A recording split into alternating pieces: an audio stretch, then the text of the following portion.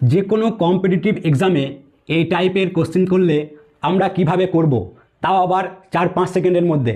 তো তোমাদেরকে দেখিয়ে দিচ্ছি একটি দুর্দান্ত ট্রিক্স। প্রথমেই দেখো এখানে কি আছে, এখানে আছে 5/6।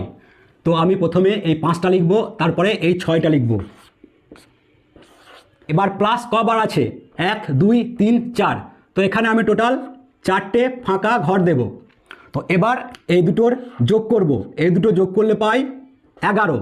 এরপরে এই দুটো যোগ করব, এই দুটো যোগ করলে হবে 17, সেটা এখানে বসিয়ে দেব।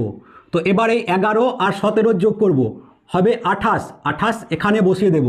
এবার এই দুটো যোগ করে দেব, যোগ করলে আমি পাবো 45।